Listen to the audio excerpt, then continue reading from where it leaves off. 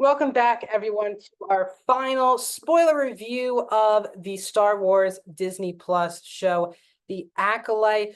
My name is Max Burke. Welcome back to Max Talks Movies. If you're new to the channel, please subscribe and ring that bell. We're trying to hit 230 subscribers as quickly as possible. So please help me out by doing that, by hitting that subscribe button and ring that bell so you're notified on all of my videos that are going to hit in the coming days.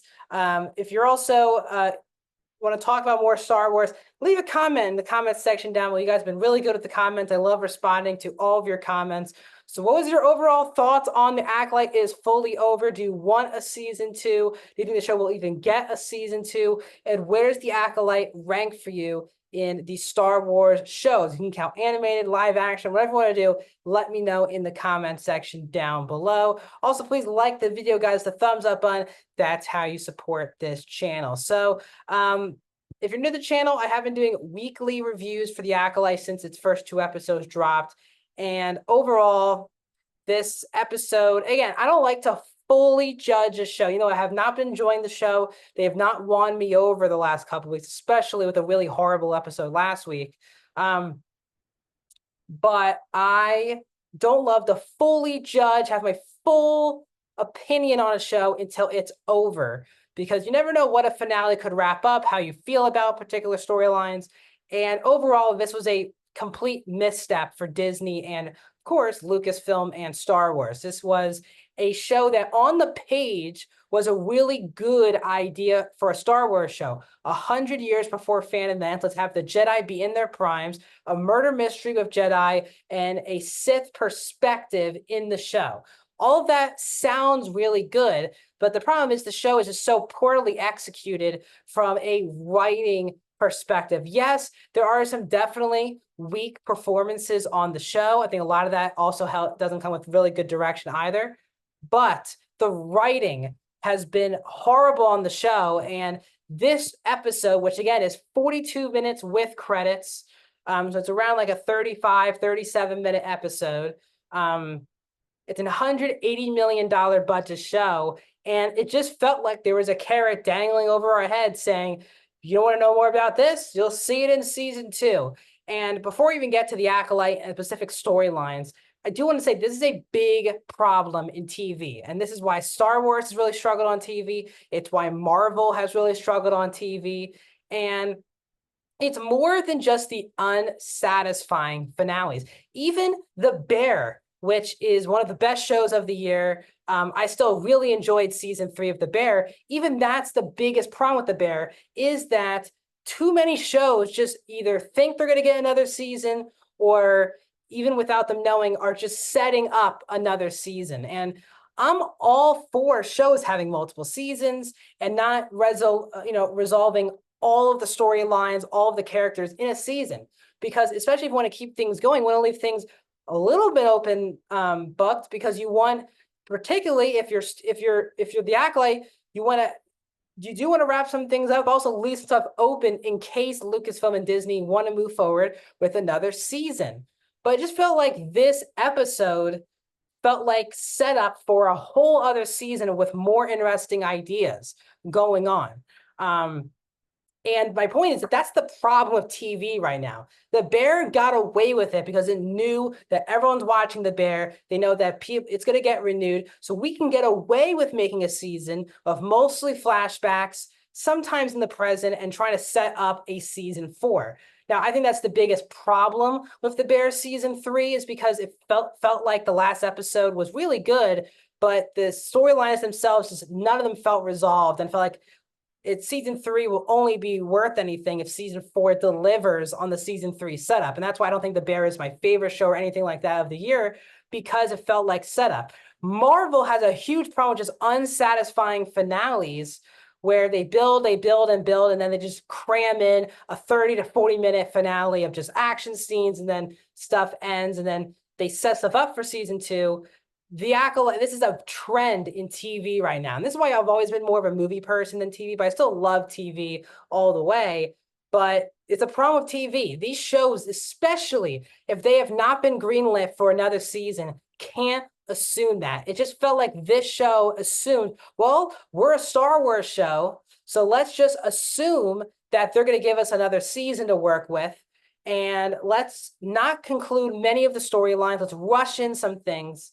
It made the experience watching the episode so frustrating. It was not fun bad. It was not boring bad. I was just frustrated the whole episode. I think that's the one word that describes the show, but really describes this season finale. So, as I said, to move into the actual storylines, the one storyline, the whole show that kind of gets resolved here is Soul, who I already said was a terrible character now after episode 7, where everything that he's running on is emotion, and there's no, for being a master Jedi, it just didn't seem like there's any patience, or he's doing all of this just to get a Padawan. He was already a bad character to me after last week. You really couldn't rewrite him into any worse than you did last week in episode 7. So this week he's talking to May. Of course, he doesn't even realize a droid is breaking her out, and he could have easily slid the escape room door open before May says, "I'll see you in hell, Jedi." That line made me laugh in all the wrong reasons. May escapes. Soul's like about to kill May again, and the Basil chews up his ship, so they both crash on Brendok. Soul is confronted by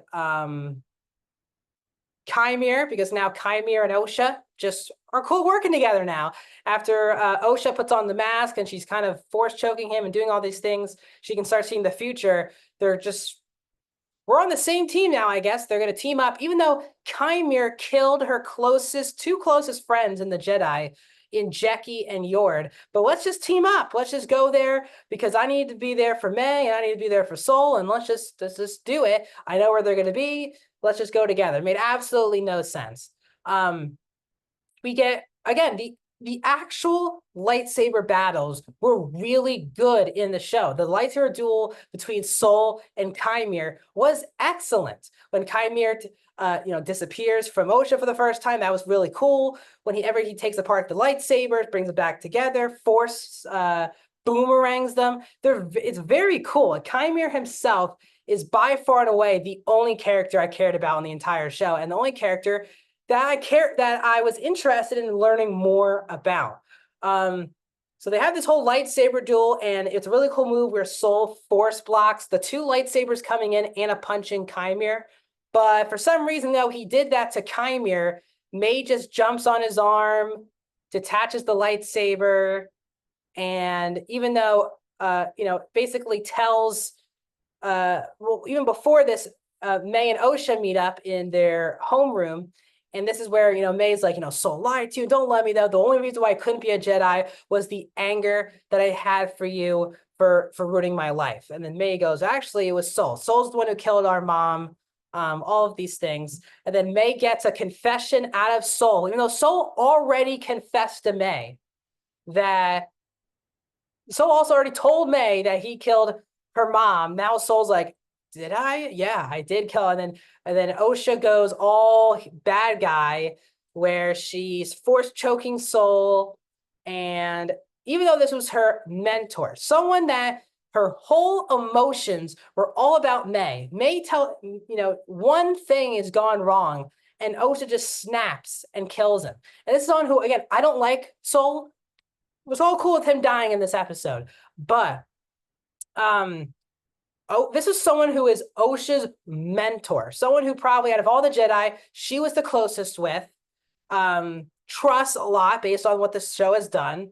And then Osha, with one decision, just force chokes him. This whole show, but really this episode, was all about plot conveniences on how to get a person to A to B, to B to C. Osha needs to hear May, then Osha needs to hear the confession, and that's how she becomes the bad guy, and that's how she's going to leave with Chimere. It just all felt convenient how we get to each of these situations. And I'll tell you the most convenient part in a second. Vernestra, really bad character. Again, I didn't read the books that she was in the High Republic days, so I can't tell you if she was good. The performance is not good. The character is not very interesting as well. This whole episode, and so Soul dies. May and Osha run off. Vernestra, we finally learned, not a big plot twist here, that the burn marks on the back were because of that, that whip-like lightsaber that Vernestra has. So Chimere was Vernestra's pupil, or Padawan, whatever you want to call it. And then, like, oh my God, that's such a big twist. It really was. And you kind of knew it based off the slash marks and which Jedi had those type of slash marks. Vernestra's whole character you saw in the comics was the whip lightsaber. She used it one time in this season, and that was off those bugs on Kofar. Like, why? May and Osha run off as Basil and the rest of the Jedi are trying to hunt them down. Chimere shows up, and she's like, I'm coming for you, May. Finish all your stuff. May's like, I'm done.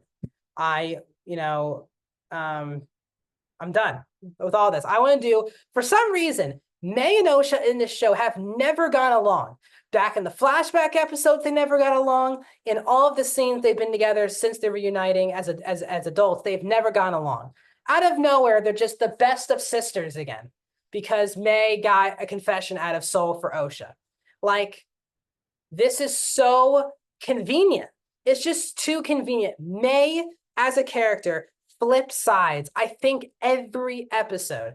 She sometimes wants to be a bad person and kill a Jedi. Then the next episode, she's like, oh, okay, let's let them, I'll turn myself in even and put myself on trial. No, I'm back to be killing Jedi again. Actually, I'll do whatever my sister wants, even though we've never gone along. The plot convenience, this is so frustrating to talk about. But the most frustrating part is after May already, turned sides for the 10th time on the show, Osha, I'll do whatever you want. And Osha goes, well, I'm going to train with Chimere.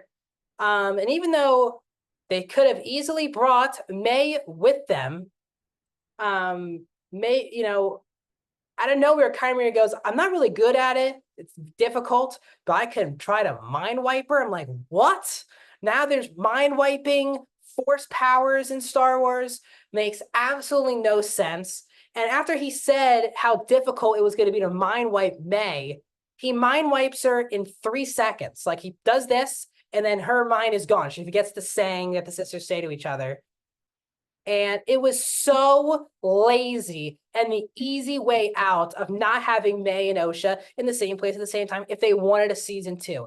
And I totally get that. When you have an actress playing this 2 different characters that have to really be, or especially twins, who have to sometimes be on screen together, that's very expensive. But you have to logically get us to a place where they might not have to be on screen at the same time. But again, from a story perspective, they're sisters. Why wouldn't Osha want May to come with them? May doesn't have to train, but Osha can train in all these things. May's mind needs to be wiped. And they're trying to do like the Spider-Man No Way Home thing with Peter Parker, where even Osha goes, I'll go find you. And that's what Peter Parker told MJ in No Way Home, I'll come find you when your mind's wiped. It was the cop-out of a story, a cop-out of an excuse for Osha to go back with Chimere. Again, Chimere killed her friends, her closest friends. And she, because of spending time there for a day, is now cool with maybe even being united with Chimere in a maybe relationship situation. They hold hands at the end of the episode. It pissed me off. Vernestra could have had a cool thing going on with the story with back and forth with senators and the Jedi. But again, the show has a too high of a budget, $180 million. They don't want a higher budget because we don't see the High Council until Yoda's cameo in the last scene of the season. And Vernestra just basically, as a Jedi Master or whatever, she blames Soul for everything. Soul made a mistake. It will never happen again. We keep getting more winks at Anakin throughout this whole episode where I forget the character that said it. Maybe it was the senator when he said, we all know what's going to happen when one of you people, one of your Jedi, snaps. And you know what's going to happen? None of you are going to be able to stop him. That could be the end of the Jedi. 2 straight episodes where a different character, now it's not even a witch, it's a senator, basically foreshadowing the turn of Anakin Skywalker. Like, we get it. Like, you want to fit into the canon. Cool. Like, why do we have to wink 2 straight episodes that Anakin Skywalker is going to turn on the Jedi? Another just annoying plot point. So Vernestra turns on Soul and says it's a one-time thing and it's not a big deal, even though Sith were involved. Somehow the High Council were never involved. Until Vernestra goes up to Yoda. We get, I think, Dark Plagueis in this episode when Chimere, it is Dark Plagueis, when Chimere and Osha are in the ship driving away, you see like a weird creature. It's Plagueis. Another thing, again, you feel like the show is just dangling something over our head saying, get ready, that's going to be in season 2. And I just don't like being talked to like that on the show. I am all cool with leaving things open for another season, but especially if you are not Greenland when you're making the show for another season, like Andor knows they are making 2 seasons of a show. They can finish some things in season 1, but also set some things up for season 2 because they know they're getting a season 2. The Acolyte does not. And first of all, they should not get a season 2. And I don't want to see a season 2. The only character I would want to see moving forward is Chimere. But the overall thing of the emotional element of the twin story didn't work. It was a misfire. It's not, I am someone who's a big Amandla Stenberg fan. It just didn't work. And I think you're going to either like the show or not like the show overall based on your enjoyment and your care about the twin storyline. And I just couldn't care less about the twin storyline. They never got along in the flashbacks. They didn't get along when they finally saw each other for the first time in 15 years. And all of a sudden, they're back reuniting. They're crying. And again, I'm all for female empowerment, females in as Jedi or Sith or in leadership roles. Like, I'm all for that. But you have to execute it better what the show did. And I just find myself in these emotional scenes when May's mind's being wiped, and you're like, oh, I'm supposed to be so engulfed in that story, and I just wasn't. And Soul's a character I couldn't care less about, especially when he died. I was like, cool, he's dead. Vernestra, not a good character. Seems very dark. And if she goes up to Yoda, we don't see Yoda talk. We see the back of Yoda's head, obviously Yoda. And so does Yoda see through Vernestra's BS? Like, he's the top tier Jedi. Yoda made mistakes, but Yoda can't sense that Vernestra's not telling the truth about particular things. Did Yoda keep this whole thing under wraps? This episode was begging for a season 2. Absolutely begging. Other than Soul being killed, nothing resolved. Nothing did. It's all set up. May's now with the Jedi. Osha and Chimere with Plagueis on that island. Vernestra's going to Yoda. The Jedi avoid being penalized by the senators, and we don't see a Senate meeting. A misfire for me. This is, for me, the weakest of the Star Wars shows, which it shouldn't be, because on paper, the ideas and the concept of the show is perfect for a Star Wars TV show. A Jedi Sith murder mystery, mostly from the Sith perspective of the show. Didn't really want to dive too deep into the Sith. And I just, all of these people want to make promises, especially the creators at these, Comic-Con or celebrations about what the show is. And it just never comes through fruition from Star Wars. Star Wars really needs to regroup, because this idea is really good for a Star Wars show. But again, on these last couple shows like Book of Boba Fett and Ahsoka and Obi-Wan, and the 3rd season of The Mandalorian, these concepts are just not being executed well at all right now.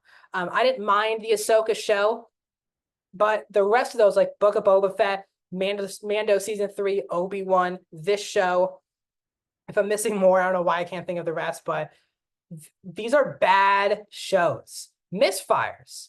And Star Wars needs to regroup with what they need to do moving forward. How much they want to dive into the Skywalkers. This show was a great opportunity where, yes, it's still obviously in the Star Wars universe. It has kind of the Skywalker tie-ins with Yoda and Plagueis being in this episode. But they need to refocus on executing character development and not begging for more seasons, because obviously the next show coming out is The Skeleton Crew, which I'm excited for, but I can't really get pumped about Star Wars TV anymore, because most of the time I've been let down by Star Wars. And I hate saying that because I am the biggest Star Wars fan a lot of you are going to meet. It's my favorite IP, it's my favorite franchise. I rewatch it all the time. And I hate doing these week-to-week reviews where I'm crapping on my favorite thing. I don't think Star Wars is dead at all. Star Wars, I don't think will ever be dead because of the legacy of this long franchise. But they need to start turning things around because this show, for the most part, is panned. Yes, there's a lot of people who are just hating the show to hate the show, but a lot of the people just don't like the show, like myself. And it's frustrating where something we want to like, want to enjoy, we're just not. So that's my final thoughts on The Acolyte. I wish I enjoyed breaking this show down more for you guys week for week, but I want to get all my thoughts out there for you guys. So that's my thoughts on season 1 of The Acolyte. Boy, I can't imagine we get a season 2, but this show clearly wants a season 2 and needs a season 2. We'll see if Kathleen Kennedy and Dave Filoni give them a season 2. That's my thoughts on The Acolyte. Let me know your thoughts in the comment section down below, and I'll see you guys soon.